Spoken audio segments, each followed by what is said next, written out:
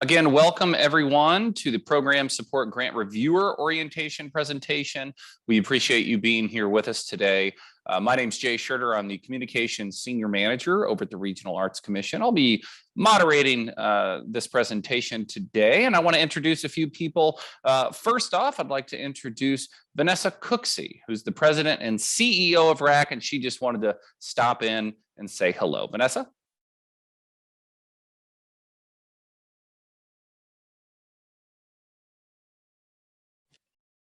Thank you so much. It is an honor to be here. And I just wanted to say thank you for taking the time to be on this journey with us. This is 3 years in the making. Not only do we have a new grant system that we think you will find to be very efficient and effective, but also, as you are keenly aware, RAC has struggled with our finances due to the pandemic. And so it is super exciting to be able to offer a new round of grants to our arts organizations this year. I want to publicly thank Chloe for their Herculean efforts in getting us to this place, and thank Jay for the contributions that he is making to the organization and communicating. We ask that if you have questions, please ask them. If you have friends that would like to be reviewers, get them connected to RAC. This is a very important work that we are doing for our community, and I just want to appreciate you all for being on this journey with us. All right, thank you so much, Vanessa. I'm going to go ahead now and send it over to Chloe Smith. Hello, everyone. Thank you for being here today. Again, like Jay said, my name is Chloe Smith, and I am Grants and Programs Manager at the Regional Arts Commission. I've been emailing most of you about serving as a reviewer this year, and I'll turn it over to Anne so she can introduce herself and we can get started. Hey, good morning. My name is Ann Haubrick. I am the Grants and Programs Senior Manager with the Regional Arts Commission, and we are thrilled about launching our grants program for individual artists and for program support grants this year. Chloe and I have been working very hard at this. There could be kinks. We hope not many, if any, and we welcome your questions, and we can't thank you enough for your work. We're going to start off by talking a little bit, and I'm going to explain why it's so important that I go over our mission and vision with you this morning. And our mission is, as the leading public catalyst for arts and culture in St. Louis, the Regional Arts Commission leverages the power of creativity to strengthen and enrich our community. RAC envisions a full creative life for every St. Louisian. RAC envisions St. Louis as a growing and captivating arts and culture destination, and RAC envisions a community rich with opportunities and resources that promote and sustain artists. Our guiding principles: we invest in the region's arts and culture through our grants, programs, and special initiatives. We believe in diversity, racial equity, accessibility, and inclusion. We build partnerships that strengthen our community. We are passionate champions that support and recognize artists. We believe every child deserves a well-rounded education that includes the arts. Our core values embody our culture, spirit, and dedication to living our mission. They keep us grounded and help us make good decisions about everything we do. We are passionate champions for arts and culture. We are accountable stewards of the public trust. We are committed to practices that promote diversity, equity, inclusion, and accessibility. We are socially and civically engaged community catalysts, and we are servant leaders. Our grant-making practices all flow from our mission, vision, guiding principles, and core values, and we strike a balance between our passion and interest and the needs of our community. The Grants Committee and Grants team, that would be Chloe and me, worked to be sure our new grant cycle reflects all of this, which helps make sure that our process runs smoothly, or like we like to say, as smoothly as possible. A little bit about program support. What is program support? The Regional Arts Commission's program support grant category provides project-based support to arts and culture organizations and non-arts nonprofit organizations in the production and or presentation of artistic activities.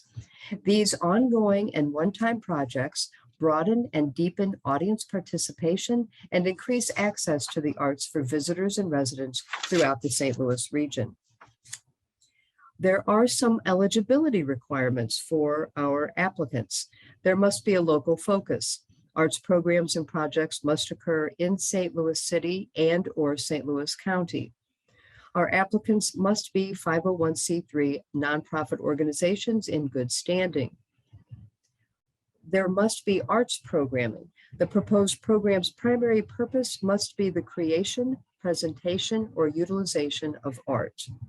For first-time applicants, they are only eligible to apply at the $3,000 level or the $5,000 grant tier, regardless of the project budget. And the time frame for this year's grants, the projects must take place between July 1, 2022 through June 31st, 2023. Another thing I want to let you know about the program support that's not on the slide, but is in the grants guidelines booklet, is that a project may consist of one or more specific events or activities. It may be part of or all of an applicant's regular season or activities. Applicants that undertake a single short-term project in a year, a 10-day jazz festival, for example, could apply for the event, or they could identify certain components, such as the presentation of a key artist and the associated activities as their project. In program support, applicants may apply for any or all phases of a project from its planning through its execution. In program support, projects may be new and untested or ongoing with proven track records. In program support, projects may cover a broad range of singular or multiple artistic disciplines. In terms of the categories in program support, there are three. Jay, will you go? Yeah, no, go back. There you go. There's the arts and culture programs, the cultural festivals, parades, and special events, and art-based community development. In terms of the application includes the following headings: the organizational information, the program information, artistic merit and professional artist information, community benefit, organizational capacity, program expense and income budgets, demographic information, supporting documentation, so that they will be uploading work samples and critical reviews. In terms of the application reading and rating, we have program support criteria, and these are all outlined more fully in the program support guidebook. That is artistic merit and quality of programs, community benefit, and organizational capacity. I urge you to read those carefully because that's what you'll be thinking about as you review your applications. This year, we have simplified our rating scale, so no more pluses and minuses. It'll just be a 10 at the top through 1. And we've ripped this page from the NEA application, so we didn't invent it. Ratings determine funding. Applicants who receive a rating of 10 are considered model, meeting all review criteria in an exemplary fashion. A rating of 10 is rare, and you'll see that as you start to review your applications. Applicants who receive a rating of 6 are considered good, but perhaps some development is necessary. Applicants who receive a rating of 4 are considered in need of significant improvement in multiple areas, and depending upon the availability of funds, may not receive funding. Organizations who receive a rating of 3 or below do not meet RAC criteria and will not be recommended for funding. Most applications will receive an average that is not a whole number. So if you use this example here that we've outlined, you can see that that would come to a 6.7, and that means the application is eligible to receive 60% of the funding applied for. The percent of eligibility is determined by the whole number and not rounded up or down. The program support grant tiers. Applicants may apply at the $3,000, $5,000, $10,000, or $15,000 tiers. First-time applicants can apply at the $3,000 and $5,000 level, and we can accept applications from fiscally sponsored projects at the $3,000 and the $5,000 level. First-time applicants cannot apply at the $10,000 or the $15,000 level, and they cannot apply with the fiscal sponsor. This next page, I hope you'll pay particular attention to in the grants guidelines booklet. So this is the grant tier tables. We are not requiring matching funds in 2022, although we do encourage them to have diverse funding streams. So make sure you take a good look at that one. Now for the reviewer role and responsibilities. We are giving you 3 weeks to complete your reading and review, and you are eligible to receive a $200 honorarium. Your responsibilities, prior to reading and rating any assigned applications, declare all actual or apparent conflicts of interest. We'll talk a little bit more about this later. You will read written applications and view supplementary materials provided. You will rate all assigned applications fairly based on the review criteria and avoid bias. You will provide detailed notes for each application, and you will commit to completion and finish by a communicated deadline. While reading and rating the applications, we ask that you review only the application materials provided by the applicant, leave outside knowledge of the organizations at the door, use only the provided review criteria as the basis for rating. Be consistent in your rating. Use the same rigor with each application. Consider all materials when rating.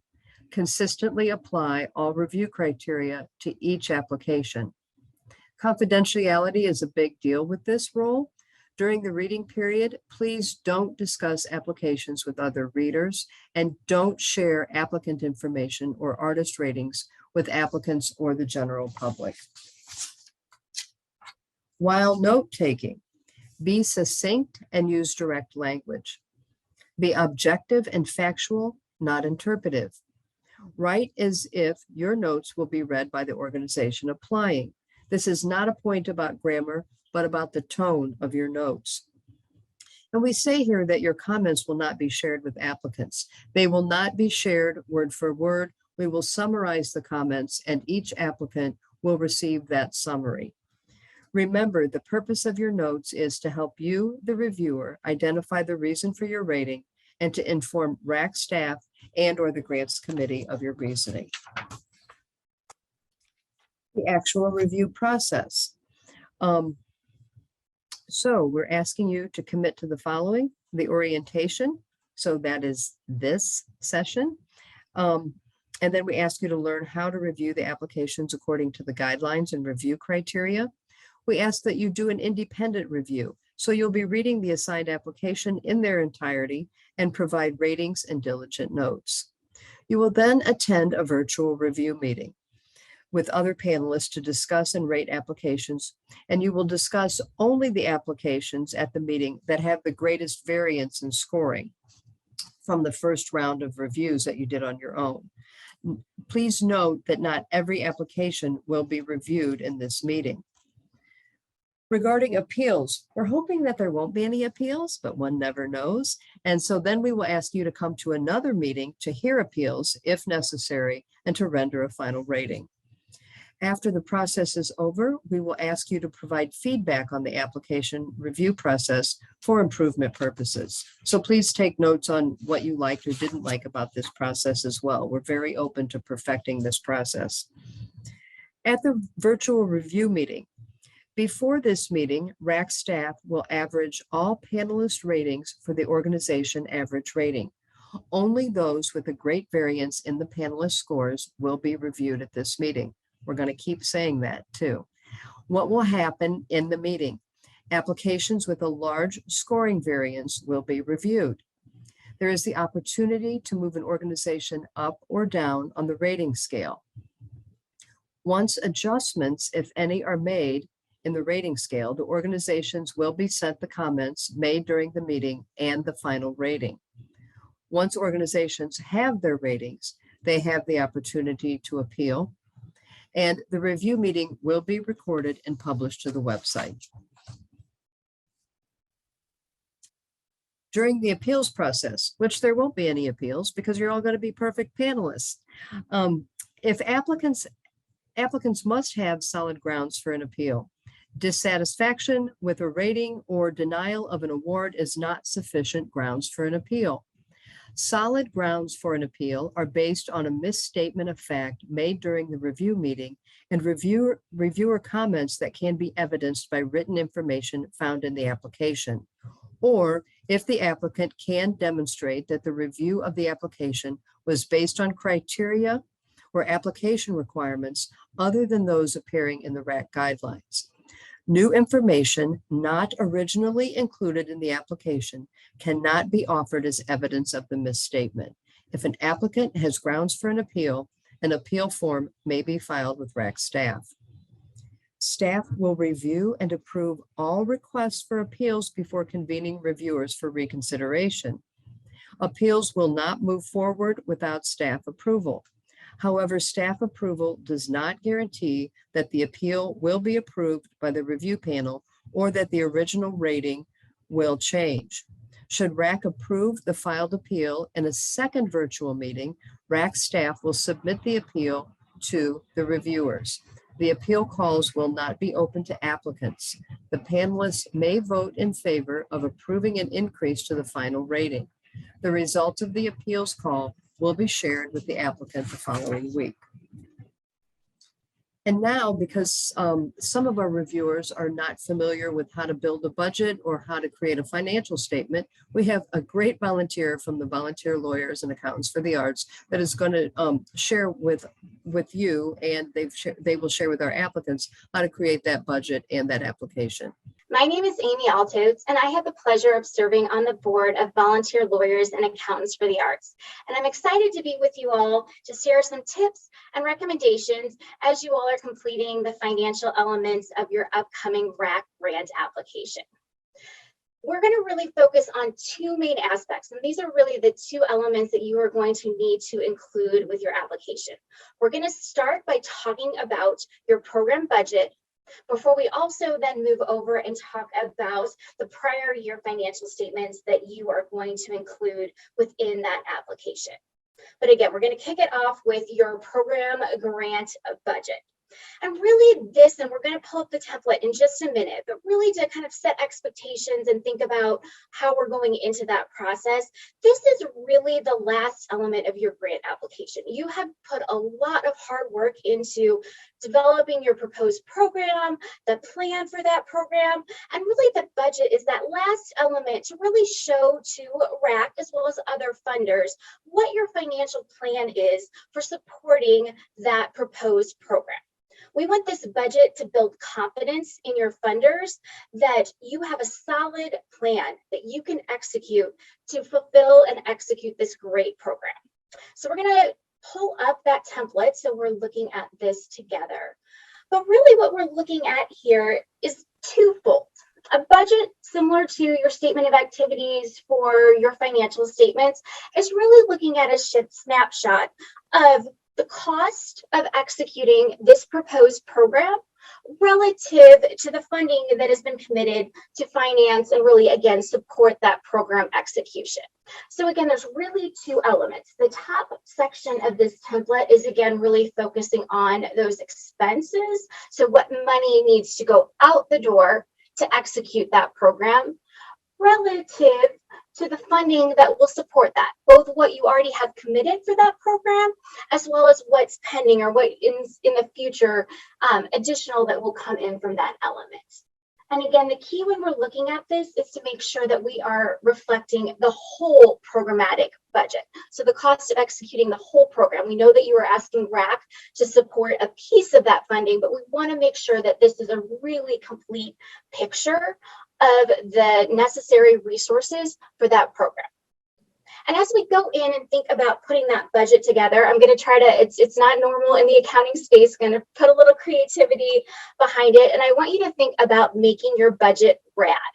So we're going to use this acronym RAD to really help us focus as we go through this. So we're going to start with that R. And my first tip for you all is we really want to make sure this budget is realistic. This is going to be the benchmark that RAC, as well as other donors that are supporting this particular program, are going to measure your success towards. So we want to make sure that this is really going to be something that you all believe is realistic and achievable. I'm an eternal optimist, so it's really hard to kind of pull back from that sometimes, but we don't want to be too optimistic. We want to be realistic. Remember that R. We also don't want to be too aggressive, particularly when we get down to this revenue section and we're talking about, again, planned contributions, other support that's going to come in to support this program. Again, we don't want to just, oh, we need this much, kind of plug that number in there to get a balanced budget. We really want to make sure we're being thoughtful from this. We also want to think about, under that guise and under that lens of being realistic, that we're thinking about the various scenarios that could happen. Again, we want to think in that worst case scenario, what does our budget look like? In our best case scenario, what does our budget look like? Again, hopefully we're not in either one of those, but maybe the realistic answer is somewhere in the middle. So again, don't forget that R, realistic. If we move down our acronym to the A in RAD, that's really alignment.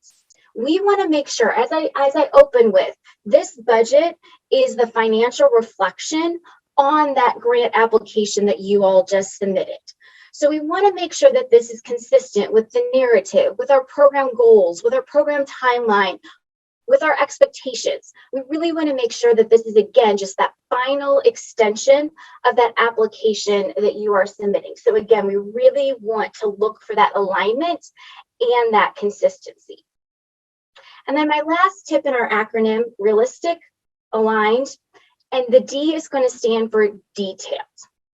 What you're seeing here is a pretty summarized Excel spreadsheet that you're going to complete. But to be successful and to have an actual useful tool for the future, there needs to be a lot more information behind this. So I would recommend that you create a separate Excel spreadsheet where you can really, again, as we're thinking about being realistic in alignment with our program purpose and objectives, can create a detailed inventory of, again, what money that we think is going to go out the door related to this program, as well as what are some of those specific funding that we've already achieved or that we have in process for that program. We want that detailed listing. So what I would do if I was in your shoes is I would really go line by line and really, again, think about past experience that you've had, particularly with this program, your understanding of what it takes, asking other people involved in the program for their input, and really write down specifics. Where do we think the money is going to go out the door? In what amount? In what timing?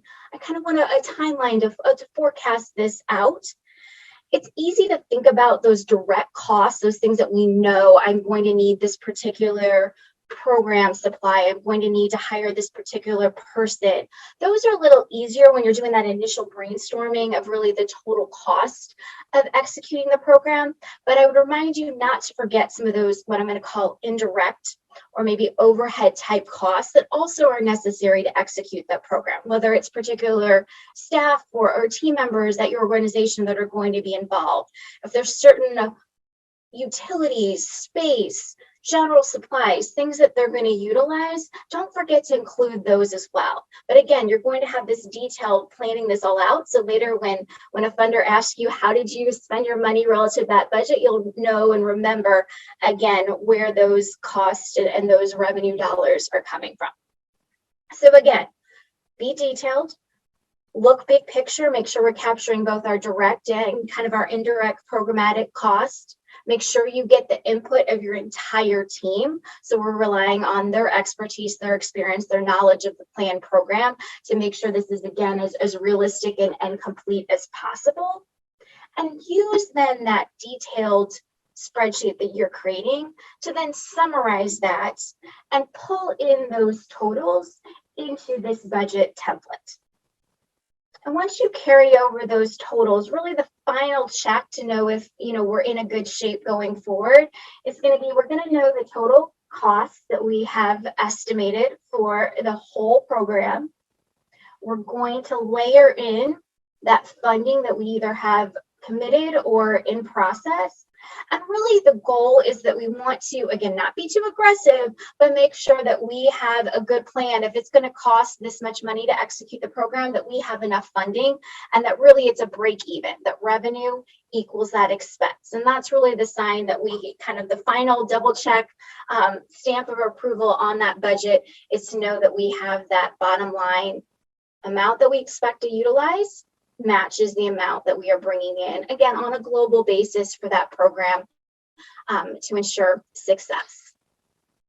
Well, and as we are wrapping up our RAD budget and before we pivot over to our financial statements, one point of clarification that I want to layer in for the non-accountants in the room is when you're looking at your budget template, and again, hopefully a lot of this looks very familiar to what you've seen in the past, some of these expense lines, some of these revenue lines, the area that might look a little unusual is our 2-column headings. So just want to add a little bit of clarity behind that as you go in. So from both a budget perspective, we're going to look for what of our expenditures, so what money that's going to go out the door to support our program purpose is going to be a cash outlay to the organization, and potentially is any of that cost going to be donated to the organization. That is this concept of an in-kind, is really when we're going to utilize non-cash items that are gifted or donated to our organization. So that could be someone donating their time. So perhaps they are donating artistic services or technical production services, or maybe they're actually donating equipment that we're going to use for our particular production, our program, or travel cost or professional services. Don't forget to capture those. So again, talk to that potential donor, get a valuation of what that might cost if we actually had to pay for it, and make sure that we're reflecting that element as part of our overall budget in this column here. The good news with an in-kind expense is that you're always going to have a corresponding in-kind revenue. So whatever this total adds up right here, we want to make sure that matches in our revenue section below by putting that same dollar amount on this line here. That's going to be our in-kinds. So really that's going to be the other side of that to make sure that we have that balanced budget, is we're going to have our expenses captured above, and then we're going to have our corresponding revenues right here. So just wanted to point that out in case that's a little confusing, not something that you have seen in the past. But hopefully that allows you that knowledge again to turn back and produce that RAD budget. So like I mentioned, really there's going to be 2 financial elements within your grant application. We're going to have that budget for our program that we just talked about, and we're also going to prepare and present financial statements for your organization on an overall organizational basis for the last year, based on your organization's last fiscal year. So if you're a December year end, that would be December 31st, 2021, or if you're a fiscal year end like a June, that would also be your June 30th, 2021. And really within this financial statements, there's going to be 2 elements. And I am showing on my screen an example resource. Again, every organization's financials are going to look different. They're going to reflect your particular organization's activity and balances and purpose. But on a high level, you're really going to have 2 statements. You're going to have this first statement here, which is called a statement of financial position, or sometimes it's referred to as a balance sheet for a nonprofit. So that's statement 1, and we're going to talk about both of these in great detail, but we're going to start with statement 1, which is your statement of financial position. And you're also going to have a statement of activities, which is sometimes referred to as an income statement for a nonprofit. So those are going to be the two elements that you're going to need to prepare for your organization for your last year. So how do we set you up for success there? And how can we make this reflect your organization in the best light possible? I'm going to cheat a little bit and start with the easier and work our way to the more difficult by starting with this statement of activities, because this is a little easier to conceptually understand. This really mirrors that budget we just spent time talking about. Because your statement of activities, think about it as your organization's factory. This is the money coming in, this revenue section at the top, and then the money going out, the expense section down at the bottom, to really get to, at the end of the day, do we have a net surplus from our operations this year, or do we potentially have a deficit? So really, when I'm preparing this financial statement, I really want to go back and look over that whole year. And again, hopefully this is something that your organization has been tracking throughout the year. Hopefully we're comparing this to an internal budget that we're benchmarking towards. But we really want to look at, again, this concept of revenue. So really, where is all the money coming into our factory? And again, then delineating how is that money going out? And really, again, there's no like rhyme or reason on what level of detail that you need to reflect within this statement. I try to think about my particular organization, what my main activities are, where my main costs are centralized in, and choose the appropriate level of detail. Really think about, how do I tell my story to my potential funders? If they give me money, here's where it's all coming from. And again, here's the main categories that I'm spending those resources on. So I think it's usually easier, again, to start with preparing that factory, preparing that statement of activities to really get that mindset of really what has happened during the last year. Again, money coming in, money going out, subtract revenue less expenses equals that change in net assets. And I think having that understanding helps you pivot then. If we go back a slide and we look at our statement of financial position, or this balance sheet, we're looking at, now we know all the money that came in and out to the organization. Let's see what's remaining at this point in time. So looking at that end of your fiscal year, what resources do I have available for the organization to use in the future? That's really what's captured in this asset section, compared to what obligations, what things do I know that I am locked into that I'm going to have to pay out in the next year, 2 years, 3 years. What are those liabilities that balance those resources I have? And then really over time, what are my net assets? Kind of the remainder. Assets equal your liabilities plus that net asset balance. You want this to be in balance. So how do you actually put this statement together? Again, hopefully this is something that you are tracking throughout the year, but really if you think about those themes, it's really looking back. Again, we're snapshotting at one point in time, what are we holding and what do we owe? So I recommend looking from your asset perspective, look about any investment, cash, other accounts that you may be holding. What is the balance in those accounts as of the date that we are looking at? Do we have any firm commitments from any of our funders that we have already included within our revenue on our statement of activities? We want to put the receivable side of that. So if we don't have the cash yet, but we expect it in the future and we've already included it within our revenue, we want to capture that in one of these pledges receivable, grants receivable line items. We also want to look if your organization has made any investments in your infrastructure. So are you holding any property, any equipment, anything that you're using now that, again, hopefully will still have some future value? Reflect those assets in your total as well. So again, low-hanging fruit of things to make sure we capture: cash, investments, any, again, firm donor or grant commitments, as well as any investment in our infrastructure, any property or equipment that your organization owns.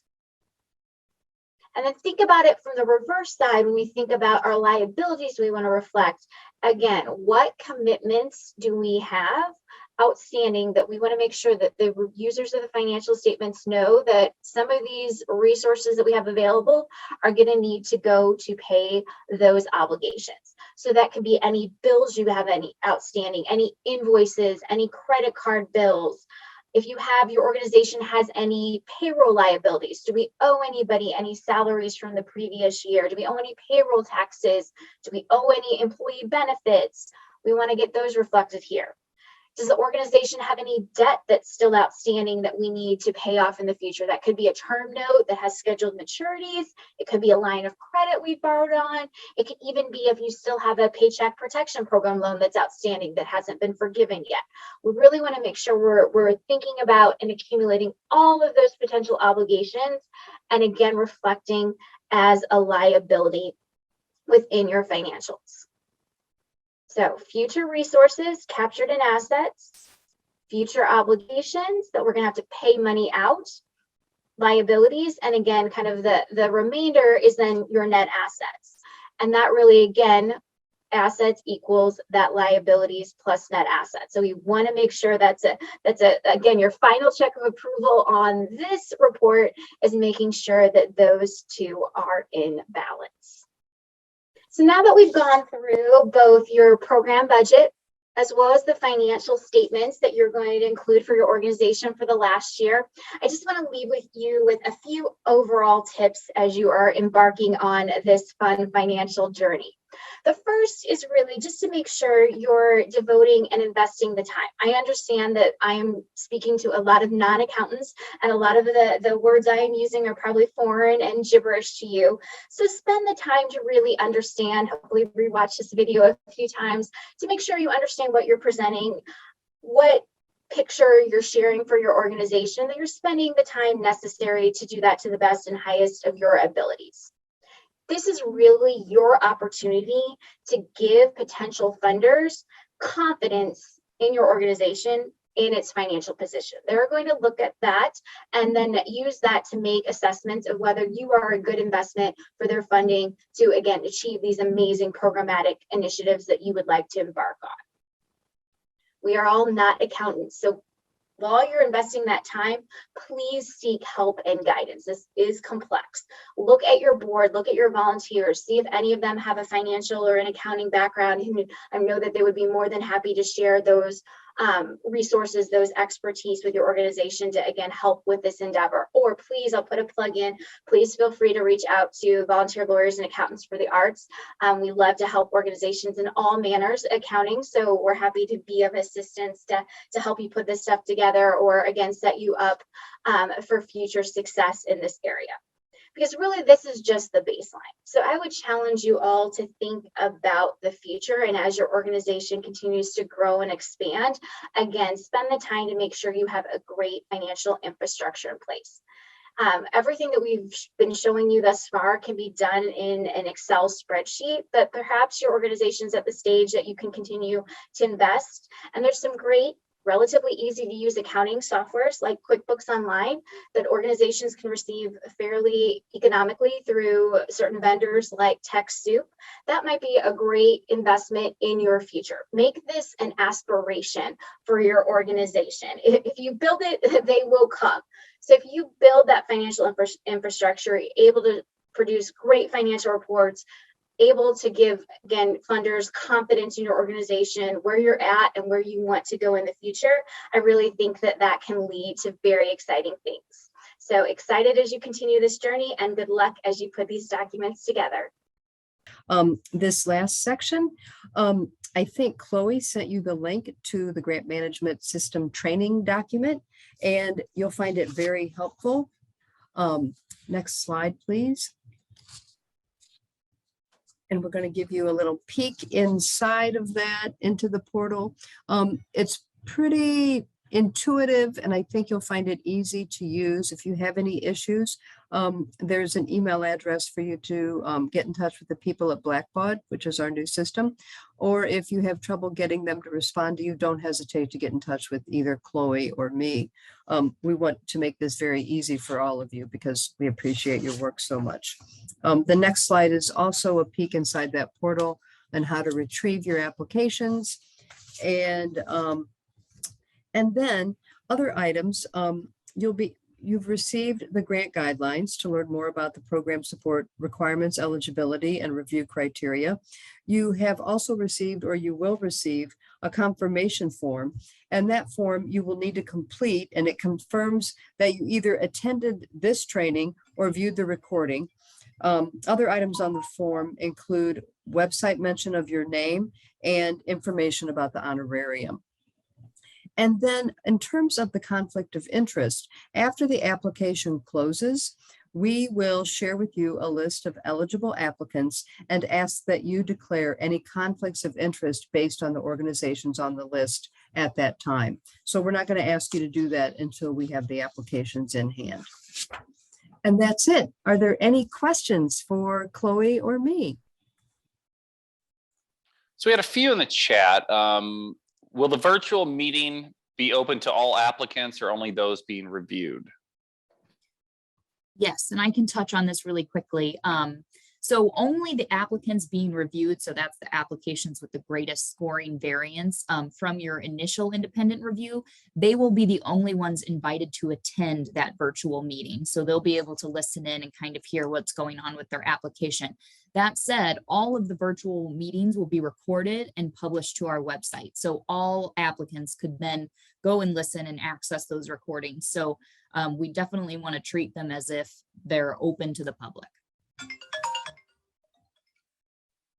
Anne mentioned program eligibility. In the past, funds went first to the highest rated applications, and then lower rated programs received less based on availability. Is that still the case? Or is someone receiving a 5 guaranteed 50% of funding, or may receive less based on availability of funds?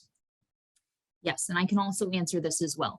So receiving a 5 does not equate to receiving 50% of your request. So it does mean that you're eligible for 50% of your request amount, but it doesn't mean that's what you're going to get, because we fund from the top down.